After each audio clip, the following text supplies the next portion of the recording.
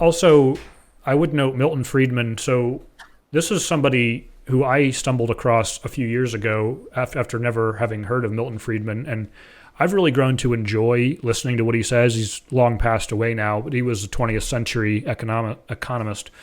And I think I find him to be a very interesting person to listen to, along with Thomas Sowell, who is still alive. I believe he's a fellow, maybe even at Stanford, if I remember correctly. But these are economists that are certainly on the political right. But I really enjoy both of their commentary, listening to how they explain different parts of economics, whether you agree or disagree. I think they're both worthy people to at least consider their arguments. Well, is there something then kind of with a Friedman or a Sowell or something like that kind of particularly sticks out to you right now about, maybe even after, obviously we haven't shown where we plotted yet, so people might have been able to guess just about knowing us for the first episode. But is there something about Friedman in particular, something seeing where he is in the plot and knowing that you've read and listened to things he's talked about that really jumps out at you about in regard to that? Yeah. And let me preface this by saying this. I vastly prefer consuming video media, sure. Maybe to my detriment. I really don't read a lot of books. I have not read any of Friedman's works. Sure. I have been exposed to his ideas through YouTube videos of him speaking in the 70s. I would say the same is true of Thomas Sowell.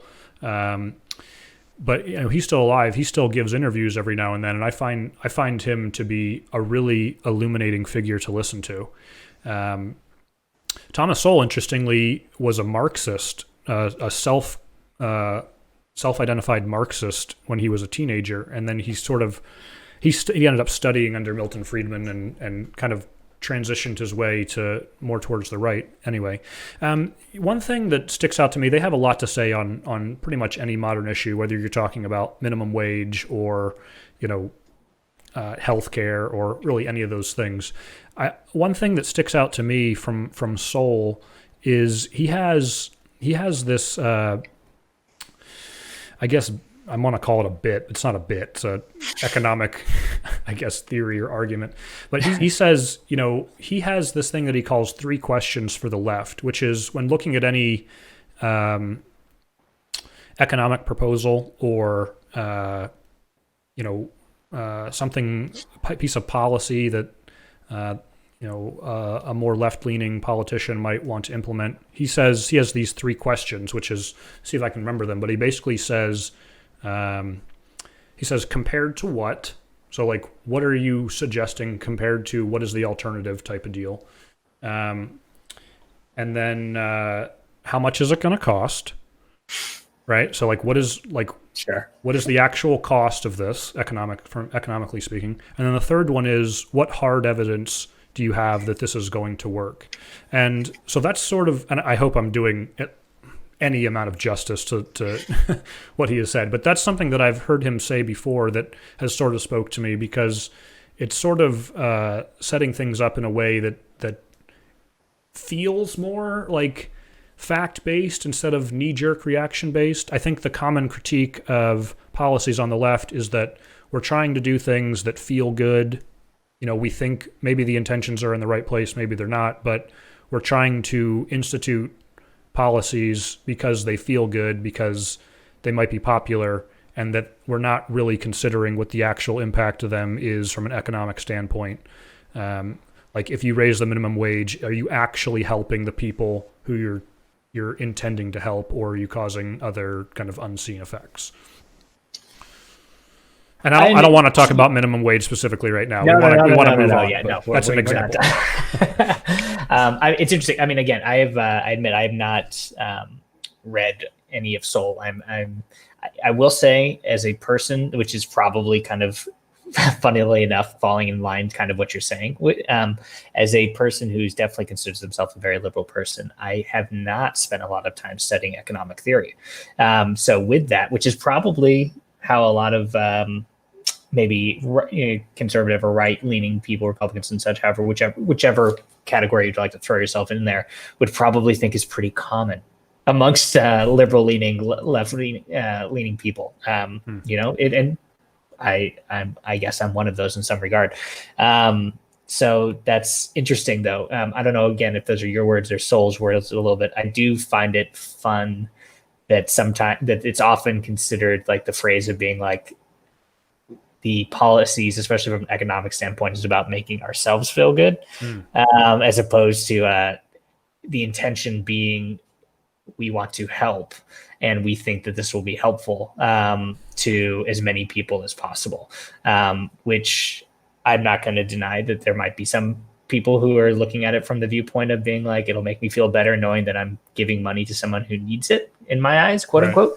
But I don't know. I think the words of things that feel good, as opposed, I don't think that's the way I would describe my thoughts about, economic policies on the left. I would be more about like thinking of policies that can help support as many people as possible in a world and system that isn't built to support as many people as possible. Right. And what you're saying there is a very John Stuart Mill ideology. He has a book called literally just utilitarianism, which is about... Yes, I know that. That's what I know. You're a philosopher, Sam. I appreciate that about you.